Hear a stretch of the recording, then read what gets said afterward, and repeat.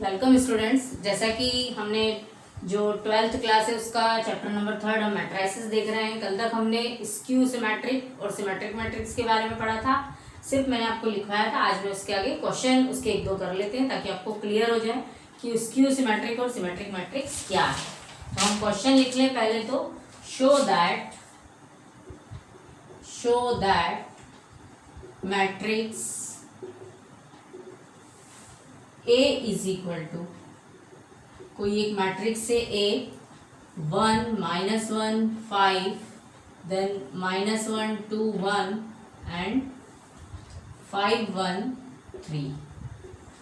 क्या बताना है इसको? Is a symmetric matrix. अब देखिए हमको इसको क्या बताना है? सिमेट्रिक। तो सिमेट्रिक में हमने कल क्या पढ़ा था, इसका सॉल्यूशन देख लें। जो सिमेट्रिक है उसके लिए क्या कंडीशन होती है? वी नो दैट क्या होता है? A equal A transpose. जो सिमेट्रिक है उसमें जो A है वो किसके इक्वल आना चाहिए? A ट्रांसपोज के, या A ट्रांसपोज A के इक्वल। तो अब हम पहले A ट्रांसपोज निकालें। अब आपको ये सिमेट्रिक है या नहीं यही समझ में आ जाएगा, क्योंकि ये देखिए आप, ये जो इसका डायगोनल एलिमेंट है इसके जो यहाँ पर 5 1 लिखा है और इधर -1 है, सेम ऐसे ही यहाँ पर भी हमको ये दिख रहा है एलिमेंट्स। तो ये सेम है, मतलब ये सिमेट्रिक है। किस तरह से? तो हम इसका पहले ट्रांसपोज निकालें। तो A ट्रांसपोज क्या होगा? हम बार बार अभी तक सीख चुके हैं कि जो फर्स्ट रो है वो फर्स्ट कॉलम बनेगी, सेकंड रो सेकंड कॉलम बनेगा और थर्ड रो थर्ड कॉलम बनेगा। तो एज यहाँ पर अब फर्स्ट रो को हम लिखते हैं 1 -1 5 देन -1 2 1 देन 5 1 3। अब देखिए यही मैट्रिक्स A है, हमने इसका ट्रांसपोज निकाला तो हमको फिर से क्या मिला? A। दैट मीन्स अगेन क्या मिला? A। तो यहां से हमको क्या मिला? A transpose is equal to A। Means जो गिवन मैट्रिक्स है वो कैसी है? सिमेट्रिक है। तो इस टाइप का यदि कहीं क्वेश्चन आता है या कहीं इसमें ऑब्जेक्टिव में भी आपको पूछते हैं तो समझ में आना चाहिए कि जो सिमेट्रिक मैट्रिक्स है उसका क्या होता है? A transpose is equal to A। अब हम देखते हैं स्क्यू सिमेट्रिक में क्या होता है। स्क्यू सिमेट्रिक में हमने कल क्या देखा था? A transpose is equal to -A। So we write here again question number 2। Show that matrix, मैं यहां लिख देती हूँ क्वेश्चन। शो that matrix A equal to, क्या ले लें हम? 0 1 -1 -1 0 1 then 1 -1 0 is a skew symmetric matrix। तो मैं यही लिख देती हूँ skew symmetric matrix। इसमें अब आपको क्या बताना है कि ये जो मैट्रिक्स है ये कैसी है? स्क्यू। अब स्क्यू सिमेट्रिक में क्या था? अगेन हम यहाँ इसका सॉल्यूशन देखें तो क्या लिखेंगे हम? We know that in a skew symmetric matrix what is condition? A transpose is equal to क्या मिलना चाहिए हमको? -A। तो हम यहाँ फिर से देखें। सबसे पहले जो भी मैट्रिक्स दी हुई है उसका हम क्या निकालें? ट्रांसपोज। तो A ट्रांसपोज देखिए क्या होगा। Again first row first column बन जाएगा, then second row second column बन गया, इसी तरह से थर्ड रो थर्ड कॉलम बन गया। अब यदि मैं इनमें से माइनस साइन कॉमन ले लूं तो देखिए क्या होता है। यहीं पर मैं लिख देती हूँ, ये माइनस साइन मैंने कॉमन ले लिया तो 0 तो एज इट इज रहेगा। ये -1 है, माइनस साइन कॉमन ले चुके तो +1 हो जाएगा। देन अगेन ये -1, फिर ये -1 0 1 देन 1 -1 0। अब देखिए ये वाली मैट्रिक्स और ये इक्वल है तो ये फिर से हमको क्या मिल गया? A। मीन्स ये कैसा हो गया? -A। तो स्क्यू सिमेट्रिक मैट्रिक्स में क्या होता है? A transpose is equal to -A। इस तरह से ये जो दी गई मैट्रिक्स है वो कैसी होगी? Skew symmetric matrix. तो ये भी आपको क्लियर हो गया होगा। अब मैं आपको इसी में एक और क्वेश्चन करके दिखा देती हूँ। आप लोगों ने लिख लिया होगा ये। चलिए अब हम देखते हैं next question.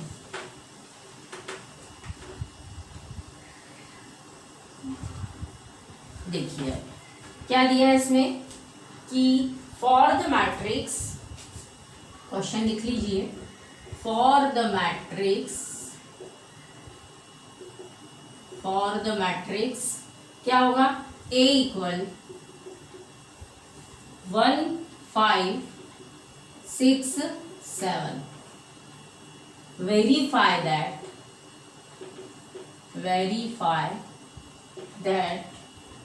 A plus A transpose is a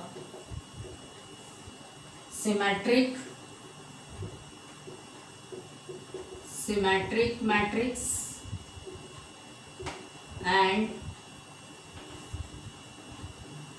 A minus A transpose is a skew symmetric। अभी आप लिख लीजिएगा। तो यहाँ हमको ये वेरीफाई करना है, एक मैट्रिक्स A दे रखी है, आपको वेरीफाई करना है कि A प्लस A ट्रांसपोज कैसा है, सिमेट्रिक है। अब सिमेट्रिक में फिर से अभी हमने देखा था कि A इज इक्वल टू क्या आना चाहिए, A ट्रांसपोज। तो जब हम A प्लस A ट्रांसपोज लेंगे तो इसका ट्रांसपोज वापस यही मिलना चाहिए। तो जो सिमेट्रिक वाली कंडीशन है वो यहाँ पर अप्लाई होनी चाहिए। अब हम इसको सॉल्व करते हैं। सॉल्यूशन में हम सबसे पहले फर्स्ट देखते हैं कंडीशन की वो सिमेट्रिक है या नहीं। तो A दे रखा है, A is given 1 5 6 7, therefore what is A transpose, क्या होगा A ट्रांसपोज, मैं यहाँ नीचे लिख देती हूँ। What is A transpose, again first row first column मिल जाएगा और जो सेकंड रो है वही कॉलम मिल जाएगा। इस तरह से ही मिल गया। अब हम इन दोनों को ऐड करें तो क्या मिलेगा, A प्लस A ट्रांसपोज। देखिए अब इन दोनों को ऐड करेंगे तो क्या आएगा, 1 5 6 7 प्लस 1 6 5 7। अब हम इन दोनों को जब ऐड करेंगे तो क्या मिलेगा, 1 प्लस 1 2, 5 प्लस 6 11, 6 प्लस 5 11, 7 प्लस 7 14। इस तरह से ये हमको क्या मिला, A प्लस A ट्रांसपोज। अब मुझे इसको बताना है, क्या बताना है, सिमेट्रिक। अब सिमेट्रिक होने के लिए क्या होना चाहिए, तो हम इसका भी फिर से ट्रांसपोज निकालें।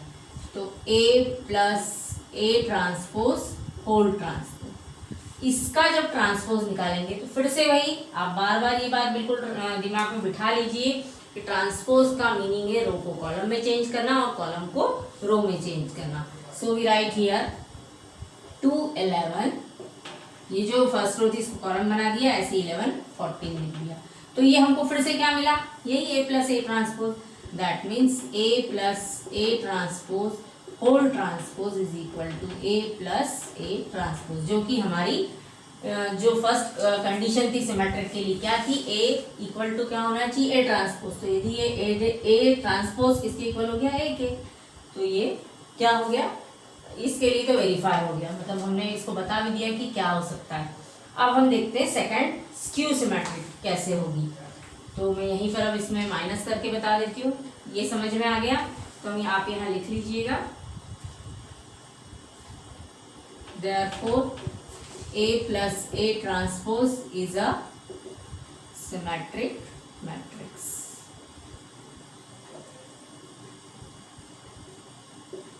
आप इसको ऐसा ब्रैकेट लगा दीजिए।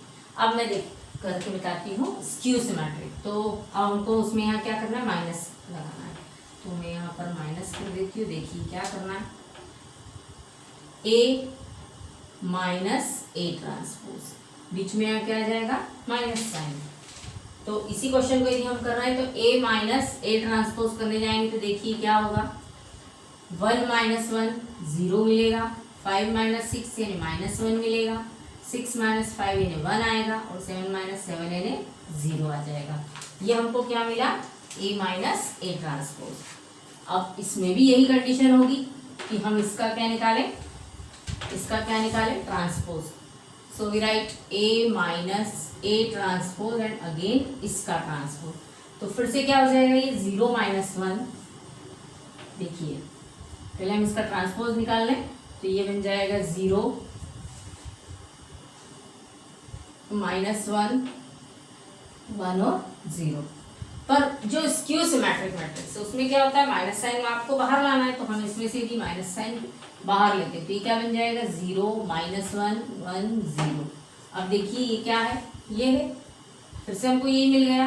सो we write here A minus A transpose whole transpose is equal to A minus A transpose. इस तरह से जो A माइनस A ट्रांसपोज है वो कैसा है, स्क्यू सिमेट्रिक मैट्रिक्स। तो आप ध्यान रखिएगा कि जब सिमेट्रिक कहा जाए तो A प्लस A डैश या A transpose A plus A transpose क्या है, सिमेट्रिक है, और A माइनस A ट्रांसपोज क्या होता है, स्क्यू सिमेट्रिक मैट्रिक्स। तो इस तरह से हमको क्वेश्चन सॉल्व करने में आसानी है। अब हम देखते हैं कोई एक ऐसा क्वेश्चन, जैसे एक्सरसाइज 3.3 का क्वेश्चन नंबर 10 थे कि express the following matrices as the sum of a symmetric and a skew symmetric matrix. तो इन दोनों का हमको क्या करना है, बताना है कि एज द सम ऑफ, ये रफ कर दो, पहले हम क्वेश्चन लिख लेते हैं। The question express the matrix,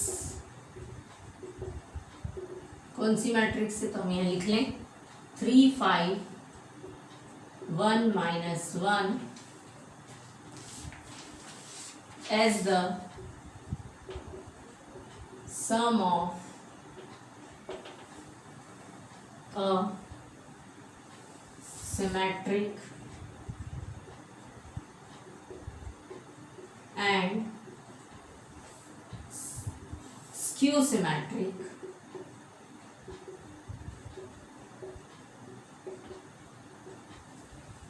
matrix.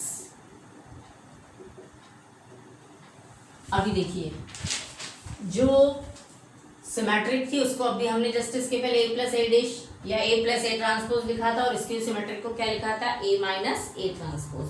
तो हम पहले A प्लस A ट्रांसपोज और A माइनस A ट्रांसपोज निकाल लें, और उसके बाद जब हम उन दोनों को ऐड करेंगे और डिवाइडेड बाय 2 करेंगे तो हमको क्या मिल जाएगा, वो उसको हम एक्सप्रेस करने का तरीका मिल जाएगा। तो हम पहले क्या लिख लें, लिख लो सॉल्यूशन में we know that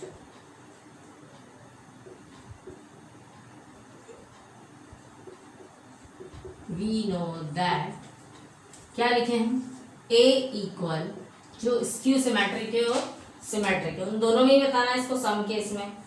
तो A equal to half A plus A transpose plus, क्योंकि सम कहा है, half A minus A transpose. ये किसके इक्वल होना चाहिए, अब आप खुद समझ सकते हो। जब हम इसको सॉल्व करने जाएंगे तो हाफ यदि हम बाहर लिख दें A plus A transpose plus A minus A transpose, A transpose से A ट्रांसपोज कैंसिल हो जाएगा, 2A/2 मिलेगा, मीन्स अगेन 2 से 2 कैंसिल होगा, तो A किसके इक्वल होगा, A के।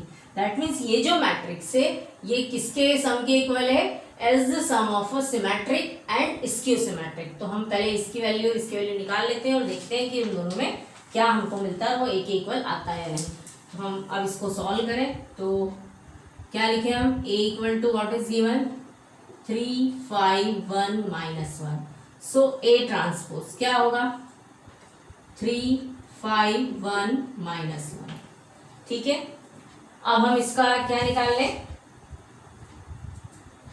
इसको ऐसा लिख लेते हैं, let P is equal to A plus A transpose, और फिर हम इसको हाफ से डिवाइड भी कर देंगे, यहाँ पर हाफ। तो देखिए क्या होगा, पहले A और A प्लस को ऐड कर लें, तो मैं यहाँ लिख देती हूँ।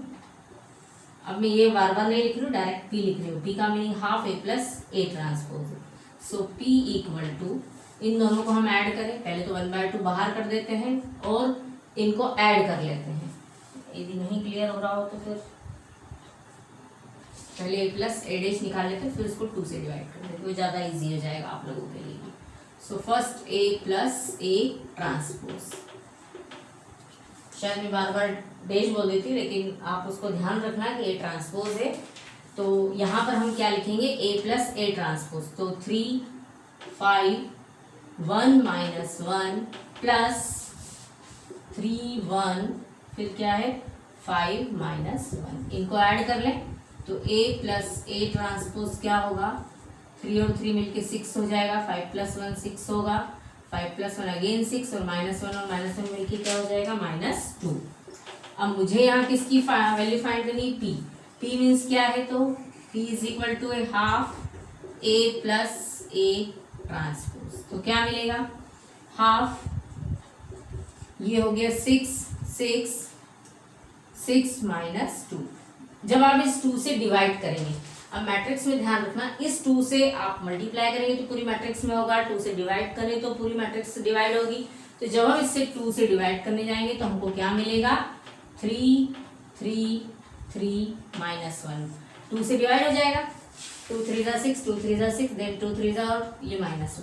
इस तरह से ये हमको क्या मिला, हाफ a + a ट्रांसपोज। अब हम क्या निकालें, यदि हम यहाँ देखें तो इसका ट्रांसपोज निकालने जाएंगे तो हमको वापस यही मिलेगा। देखो 3 3 और 3 -1। तो हम इसको करके भी देख लें, ये क्या मिला है, a + a ट्रांसपोज। अब यदि आप इसका फिर से ट्रांसपोज निकालने जाएंगे तो मैं यहाँ लिख देती हूँ, p ट्रांसपोज यदि करते हैं तो क्या मिलेगा, फिर से फर्स्ट रो फर्स्ट कॉलम बन गया, फर्स्ट रो फर्स्ट कॉलम बन गया और सेकंड रो सेकंड कॉलम बन गया। तो फिर से हमको क्या मिला, p ही मिला। मतलब जो ये a + a ट्रांसपोज है, हाफ a + a ट्रांसपोज क्या है, is a symmetric matrix.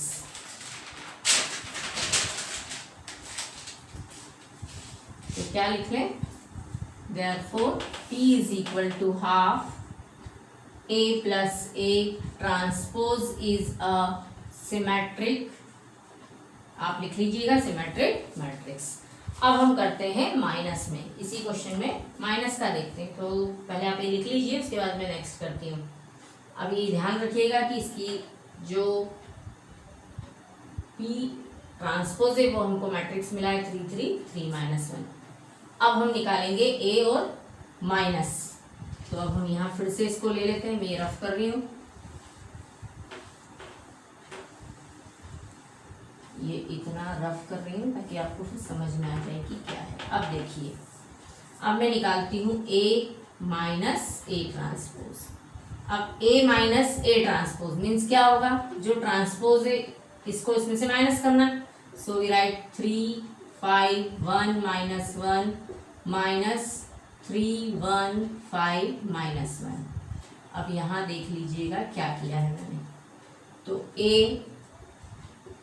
- a transpose क्या मिलेगा हमको यहाँ पर, देखिए 3 - 3 मीन्स क्या होगा यहाँ पर 0, देन 5 - 1 मीन्स 4 होगा, 1 - 5 यानी -4 होगा, और -1 और ये माइनस माइनस मिलके प्लस हो जाएगा, तो -1 + 1 0 आ जाएगा। अब मुझे तो अभी क्या निकालना था, जो जैसा हमने प्लस के लिए किया था, अब हमको ये निकालना है। तो let q = half a - a transpose. तो मैं यहाँ q की वैल्यू क्या निकाल दूँ, देखिए अब ये ध्यान रखिएगा, 3 3 और 3 -1। अब यहाँ q तो क्या हो जाएगा, हाफ, इसको हाफ से डिवाइड करेंगे, 0 4 -4 0। तो क्या मिलेगा, q = जब आप 2 से डिवाइड करेंगे तो 0 2 -2 0, ये मिल गया। अब आप इसका फिर से देखिए, जब आप इसको ट्रांसपोज करेंगे तो अगेन क्या मिलेगा, ये 0 -2 ऊपर चला जाएगा और ये 2 0 हो जाएगा, माइनस साइन लेंगे, मतलब हमको क्या मिलेगा, जो q ट्रांसपोज है = -q मिल जाएगा। मतलब ये भी कैसा है, एक स्क्यू सिमेट्रिक मैट्रिक्स। यदि हम चाहे तो यहाँ करके देख लेते हैं, ये माइनस हो गया तो ये हो जाएगा, इसको हम पहले लिख लेते हैं, क्या निकाले, q का जो ट्रांसपोज है तो क्या मिलेगा, 0 -2 2 0। अब इसमें से यदि माइनस साइन कॉमन ले लें तो ये 0 2 -2 0, ये क्या था, q था। मतलब जो q ट्रांसपोज है वो क्या मिल रहा है हमको, -q। इस तरह से ये क्या हो गया है, स्क्यू सिमेट्रिक मैट्रिक्स। अब आपको कहा है क्वेश्चन में, express the matrix as the sum of, तो जो p मिला था और ये जो q मिला है, इन दोनों का हमको क्या करना है, सम करना है। Therefore a = P plus Q। अब मैं करके देखती हूँ A क्या था, तो A हम लिख लें यहाँ पर, मैं इधर लिख दूँ यदि आप लोगों ने लिख लिया हो तो, ठीक है। तो ये मैं रफ कर रही हूँ, ये Q था ना हमारा, ये वाला है। तो A इज इक्वल टू जो मैंने लिखा है P प्लस Q, तो P की वैल्यू हमारी पहले वाली क्या आई थी, जो P था वो हमको क्या मिला था 3 3 3 माइनस 1, 3 3 3 माइनस 1 है या माइनस 3 है, 3 माइनस 1 है, प्लस क्या करेंगे हम 0 2 माइनस 2 0। देखिए मैंने लिख लिया है। अब मैं इसको यहाँ रफ करती हूँ। अब A मीन्स क्या दिया था आपको, A मीन्स हम यहाँ लिख लें 3 5 1 माइनस 1। यही जो एलिमेंट से जब हम इन दोनों को सॉल्व करें तो वापस यही मैट्रिक्स हमको मिलनी चाहिए। तो देखिए हम करके देखते हैं। 3 प्लस 0 3 मिल रहा है, 3 प्लस 2 5 हो रहा है, 3 माइनस 2 मीन्स क्या मिल रहा है 1, और माइनस 1 प्लस 0 यानी माइनस 1। तो देखिए ये दोनों सेम होगा। दैट मीन्स ये जो मैट्रिक्स है इसको हमने किस में एक्सप्रेस कर दिया, sum of matrix symmetric and skew symmetric matrix. तो आप लोगों को ये क्वेश्चन अच्छे से क्लियर हो गया होगा। आप इस टाइप के और भी क्वेश्चंस पहले आप खुद सॉल्व करके देखिएगा। बुक में से जो एनसीईआरटी बुक है उसमें इस टाइप के क्वेश्चंस दिए हुए हैं, तो आप उनमें से क्वेश्चन लिखिएगा और उनको सॉल्व करके देखिएगा, तो आपको 100% क्वेश्चन सॉल्व करना आ जाएगा। तो इतना सभी को क्लियर हो गया है। अब हम देखते हैं इसमें कि जो इन्वर्टिबल होता है मैट्रिक्स वो क्या होता है।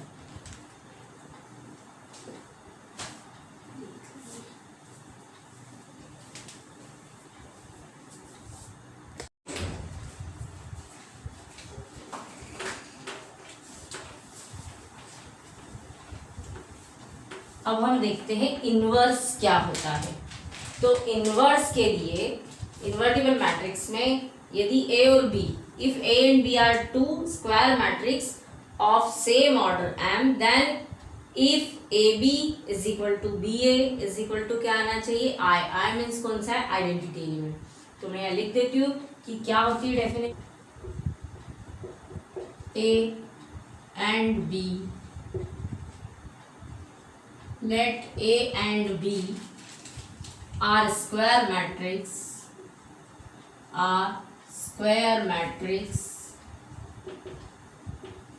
A and B are square matrix of same order। हम कुछ एक ऑर्डर M ले लेते हैं, M इंटू N, उसका दोनों का ही सेम ऑर्डर हो। Then if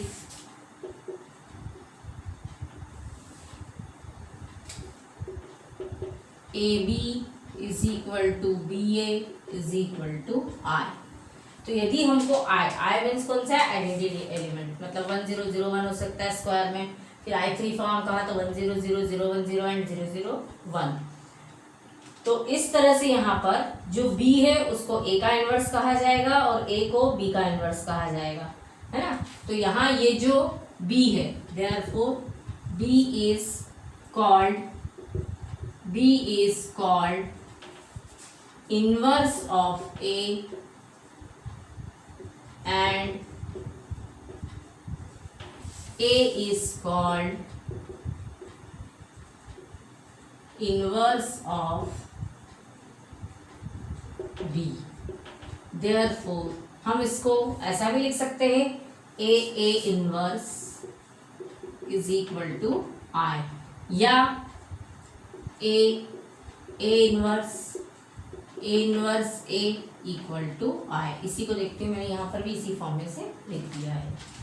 अब देखिए जब हमको इनवर्स मैट्रिक्स यदि हमको लानी है, किसी भी मैट्रिक्स का इनवर्स यदि हमको फाइंड करना है, तो सबसे पहले हमको क्या है ऑपरेशन पता होना चाहिए कि उसमें मैट्रिक्स में ऑपरेशन किस तरह से लगते हैं। तो मैं आपको पहले वो बता देती हूँ कि किस तरह से करना है उसमें। तो देखिए यहाँ पर सबसे पहले क्या ध्यान रखना है इसमें, देखो सबसे पहले तो जो ऑपरेशन होते हैं वो 6 टाइप से हो सकते हैं, क्योंकि इसमें 3 रोज होती है और 3 कॉलम्स होते हैं।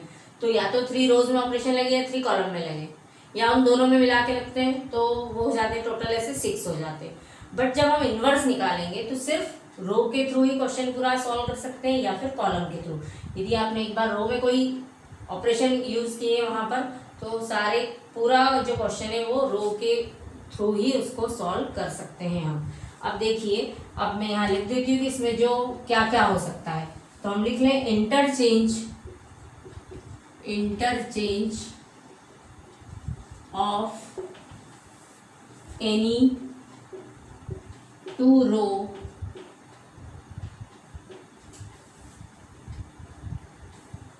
and rows and columns। अब देखिए यहाँ पर इंटरचेंज रो को मतलब या तो दो रो, फर्स्ट रो सेकंड में चली जाए, सेकंड वाली फर्स्ट में चली जाए, या फर्स्ट कॉलम सेकंड में चला जाए, सेकंड कॉलम फर्स्ट में चली जाए। तो मैट्रिसेस में या मैट्रिक्स में तो कोई फर्क नहीं पड़ता है, बट डिटर्मिनेंट्स में वहाँ जब इनका इंटरचेंज करते हैं तो अलग चीज होती है। तो जब हम डिटर्मिनेंट पढ़ेंगे तो वहाँ उसमें देखेंगे कि वहाँ साइन चेंज होता है, बट यहाँ ऐसा कुछ नहीं होता है। जैसे हम अब ले लें इसका जो इसको डिनोट करने का जो वे है वो हम देख लें कि इसको हम कैसे लिख सकते हैं, R1 और इस तरह से लिखा है R2, मतलब R1 इंटरचेंज R2, या ऐसा लिखा हो C1 इंटरचेंज C2। अब मैं ये लिख के बता देती हूँ। फॉर एग्जाम्पल ले लेते हैं, हम कोई एग्जाम्पल ले लेते हैं 1 2 3 और यहाँ 3 2 4, फिर यहाँ ले लिया 7 8 9। अब मैंने आपको इसमें क्या कहा, R1 क्या इंटरचेंज कर रहे हैं R2 में, तो ये कोई मैट्रिक्स है ये, तो हम इसको कैसा लिख सकते हैं, जो फर्स्ट रो है उसको सेकंड में और सेकंड वाली को फर्स्ट में कर देते हैं। तो 3 2 4 1 2 3 7 8 9 हम इस तरह से कर सकते हैं, तो कोई चेंजेस नहीं होंगे। और यदि हम C1 और C2, अब यहाँ ये C1 ये C2 ये C3 है, तो मैंने कहा C1 इंटरचेंज C2, तो C1 को C2 के प्लेस पे और C2 को C1 के प्लेस पे, तो हम क्या लिख सकते हैं, देखिए 2 2 8 हम फर्स्ट इसमें ले आए, और जो 1 3 7 है उसको सेकंड लिख दें, और ये हो जाएगा 3 4 9। इस तरह से ये जो ऑपरेशन है ये क्या कहलाता है, इंटरचेंज। तो R1 इंटरचेंज R2 या C1 इंटरचेंज, ये आपको सिंबल ध्यान रखना है कि दोनों तरफ एरो लगाए, उसका मीनिंग क्या है, इंटरचेंज कर रहे हैं। अब हम सेकंड देखते हैं इसमें क्या होता है, ये क्लियर हो गया होगा आप लोगों को। अब हम सेकंड देखते हैं कि क्या हो सकता है, किसी भी multiplication of any number, multiplication of any number. अब कोई भी नंबर हो सकता है, हम उसको यदि हम चाहें तो हम क्या ले लें, के भी ले सकते हैं, है ना। तो किस तरह से कर सकते हैं, जैसे कोई हम सिर्फ R1 में लगाना चाहते हैं तो हम क्या लिखेंगे इसमें कि जो R1 है उसमें हम क्या कर रहे हैं, 2 से मल्टीप्लाई कर रहे हैं, तो ये 2R1 हो जाएगा। तो ये क्या है, जब हम क्वेश्चन सॉल्व करेंगे तो उसमें ऑपरेशन कैसे लगते हैं वो मैं आपको बता रही हूँ कि R1 में ही हम सिर्फ मल्टीप्लाई करना चाह रहे हैं तो उसको लिखेंगे 2R1। सिमिलरली इसमें यदि कोई एडिशन भी करना चाहते हैं, अब जैसे थर्ड हम ले लें कि एडिशन या सब्ट्रैक्शन करना चाहते हैं, तो R1 यानी जिसमें हमको करना है वो हो जाएगा, और R1 प्लस R2 जिसके थ्रू, मतलब एक और उसमें लगेगा प्लस या माइनस करने के लिए एक और कोई रो लगेगी, तो जिसके थ्रू कर रहे हैं, जिस रो के थ्रू कर रहे हैं उसको हम लास्ट में लिखेंगे। बहुत ध्यान से करना है इसमें ऑपरेशन लगाते समय कि प्लस और माइनस कैसे करेगी, माइनस भी करना है। जैसे R1 में कोई, तो R1 माइनस R2 लिखेंगे, मतलब R2 में तो कोई चेंजेस नहीं होंगे, चेंजेस किस में होंगे, R1 में। तो वहां पर हमको देखना है कि किस तरह से ऑपरेशन लगेंगे। तो इस तरह से ये यूज में आएंगे, तो मैं आपको उसका एक क्वेश्चन सॉल्व करके बताती हूँ कि किस तरह से करना है, तो आपको क्लियर हो जाएगा और अच्छे से कि क्या है। चलिए अब हम कर लें, यहाँ पर एक क्वेश्चन करते हैं, उसके बाद आप खुद सॉल्व कीजिएगा, और इसके बाद फिर मैं आपको एज अ क्वेश्चन सॉल्व करने के लिए भी दे दूंगी, तो आप कर लीजिएगा। अब देखिए 3.4 का ही है, इसमें एक्सरसाइज 3.4 का क्वेश्चन है। क्या लिखा है, find the inverse of matrix. क्या दी है मैट्रिक्स, 1 -1 2 3। अब देखिए इसका हमको इनवर्स निकालना है, तो अभी हमने क्या ले दिखा था, A inverse is equal to I लिखा था। तो हम इसका सॉल्यूशन देख लें। वी नो दैट, क्या लिखें, A inverse is equal to I. ये हमने अभी इसके पहले मैंने आपको बताया था कि ए इनवर्स या A inverse A equal to I होता है। आई मीन्स क्या, आइडेंटिटी एलिमेंट है। या हम इसको लिख सकते हैं ए इनवर्स, तो ये उधर जाके क्या बन जाएगा, ए। तो हम इसको क्या लिख सकते हैं, ए इज इक्वल टू आई और ए। ये बात सभी को क्लियर हो गई होगी कि किस तरह से मैंने किया है।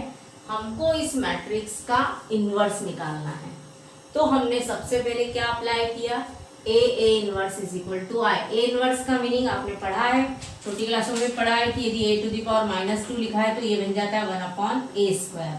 तो यहाँ पर भी ए इनवर्स 1/a हो जाएगा और वो ए आई के साथ मल्टीप्लाई हो जाएगा, तो क्या मिल जाएगा हमको, आई ए।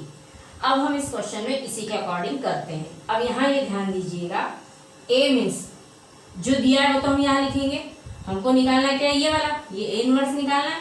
तो हम लिखेंगे यहाँ पर 1 -1 2 3 और आई मीन्स इसका ऑर्डर कैसा है, 2 × 2 का है, तो आई भी हम 2 × 2 का ही लिखेंगे, 1 0 0 1, और इस ए को एज इट इज लिख देंगे। तो जो भी आंसर आएगा वो इसका आएगा जब हम इस कन्वर्ट करेंगे। अब देखिए जो भी ऑपरेशन मैंने जो अभी इसके जस्ट पहले बताए थे वो कैसे लगाना है। अब देखिए इसमें ये ध्यान रखते हुए करना है कि ये जो इधर वाला दिया है, ये जो ए है, इसको हमको किस फॉर्म में लाना है, 1001 के फॉर्म में।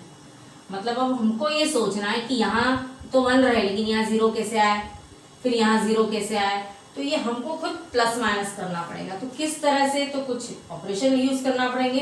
तो अब देखिए कैसे हम इस R2 में ऑपरेशन लगाते हैं। क्या लगाएं, देखिए मुझे यहाँ 0 बनाना है। सबसे पहले मैं ये देखती हूँ कि मुझे यहाँ 0 चाहिए, यहाँ दिख रहा है मुझे यहाँ 0 चाहिए, तो ये 0 बनाने के लिए इस 2 में से भी इसको माइनस कर दें तो ही हो पाएगा। तो मैं R2 में क्या ऑपरेशन लगा दूँ, R2 - 2R1। बिल्कुल ध्यान से समझिएगा, जिसमें लगा रहे हैं मतलब मुझे इसमें चेंजेस करना है, इस वाली रो में। तो उसमें से मैंने क्या किया, इस R1 वाले में 2 का मल्टीप्लाई किया और उसको इसमें से माइनस कर रहे हैं। अब देखिए कैसे होगा, R2 में से, है ना, R2 में से, तो ये 2 से 1, ये जो R1 लिखा है इसको तो हम एज इट इज लिख दें, उसमें कोई चेंजेस नहीं है। चेंजेस किस में हो रहे हैं, R2 में। अब R2 - 2R1, तो 2 1 2, तो 2 - 2 मीन्स क्या मिलेगा, 0। फिर होगा 2 1 2, मतलब अब R2 यानी 3 माइनस, और ये माइनस मिलके प्लस हो जाएगा, और ये 2 है, 2 1 2 होता है, तो 3 + 2 क्या हो जाएगा, 5। ये बात क्लियर हुई या नहीं, ये देख लीजिए आप।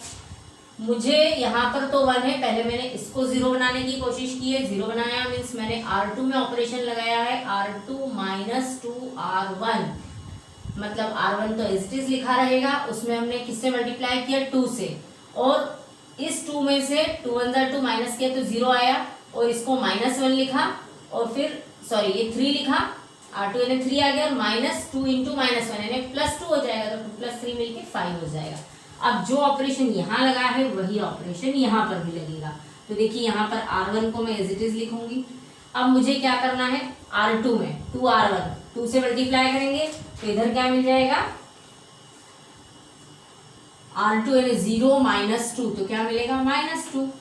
ठीक है, इसी तरह से जब मैं इसमें लिखने जाऊंगी R2 - 2R1, तो 0 से 0 हो जाएगा, इसमें 2R1, तो इसमें R1 में हम मल्टीप्लाई कर रहे हैं, और 1 R2 में से इसको हम माइनस कर रहे हैं, तो 1 माइनस क्या हो जाएगा, 0, तो क्या मिलेगा, 1 ही मिलेगा। और हम यहाँ लिखेंगे ए एज इट इज लिखते चले जाएंगे। तो यहाँ तक क्लियर हो गया।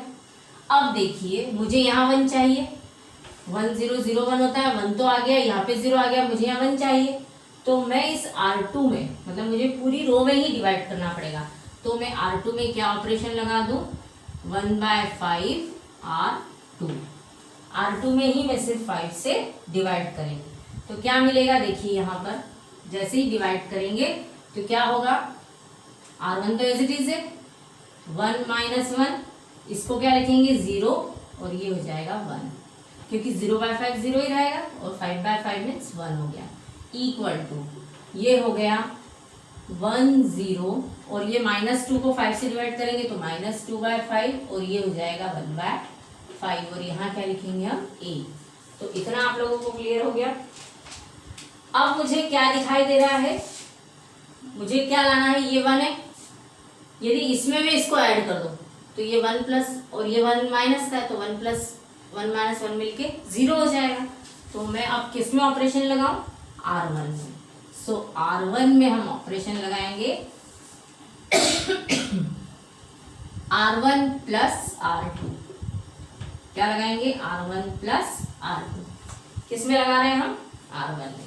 तो अब क्या हो जाएगा देखिए, तो 0 में 1 ऐड करेंगे तो 1 ही रहेगा और इस 1 में -1 ऐड करेंगे तो ये बन जाएगा 0 और जो R2 है वो एज इट इज रहेगा। ये बात क्लियर हो गई कि नहीं। जो बाद में लिखा है सब जगह ध्यान रखना, जो बाद में लिखा है उसको मैं एज इट इज लिखती चली जाती हूँ, उसमें कोई चेंजेस नहीं है। तो मुझे जिसमें चेंज करना है वो मैं पहले लिखूंगी, यहाँ पर भी मैं उसको पहले लिखूंगी और जिसकी सहायता से करना है, जो दूसरी जो रो है, दूसरी या तीसरी जो भी रो है जिसके थ्रू करना है उसको हम बाद में लिखेंगे। बहुत ध्यान से कीजिएगा क्वेश्चन सॉल्व, और जब तक आप इनकी प्रैक्टिस नहीं करेंगे ये क्वेश्चन सॉल्व करना नहीं आएंगे, ना आपको ऑपरेशन लगाना आएंगे। तो आप खुद इसकी प्रैक्टिस कीजिएगा। अब मैं इसमें हम ऑपरेशन लगा दें, इधर वाले में रह गया है। अब क्या है, R1 प्लस R2 कर रहे हैं तो जो R2 है वो तो एज इट इज रहेगा, है ना। तो क्या लिखे हम, -2/5 और 1/5, ये तो एज इट इज रहा। अब मुझे इसमें ऐड करना है तो -2/5 में +1 ऐड करेंगे तो क्या आ जाएगा, 5 में से 2 गया नहीं, 3/5 आ जाएगा। फिर 1/5 में 0 ऐड होगा तो 1/5 ही रहेगा और ये a बन गया। तो इतना आपको क्लियर हो गया। इस तरह से ये क्या मिल गया, I इज इक्वल टू क्या होता है, ये लिखा है मैंने A इनवर्स A, या ये भी होता है A इनवर्स A, है ना। तो ये A इनवर्स मिल गया, इसका मीनिंग ये A इनवर्स और ये A हो गया। Therefore A inverse is equal to क्या होगा, 3/5 1/5 -2/5 एंड 1/5। इस तरह से ये हमारा क्वेश्चन कंप्लीट होता है। तो आप लोग बहुत ध्यान से समझ लीजिएगा कि इसमें ऑपरेशन किस तरह से मैंने लगाया है और उनको कैसे करना है। तो अब आप इसमें से जो NCERT बुक है उसमें से क्वेश्चन सॉल्व करके देखिएगा और कोशिश कीजिएगा कि ऑपरेशन उसमें हम सही लगा पाएँ। इसके आगे मैं कल आपको 1-2 क्वेश्चन और बताऊंगी, अदरवाइज आप उसके आगे के क्वेश्चन सॉल्व कीजिए। तो इतना ही हम करते हैं और आप इसी तरह से वीडियो देखते रहिए, करते रहिए क्वेश्चन सॉल्व, और शेयर कीजिए, लाइक कीजिए और कमेंट करना।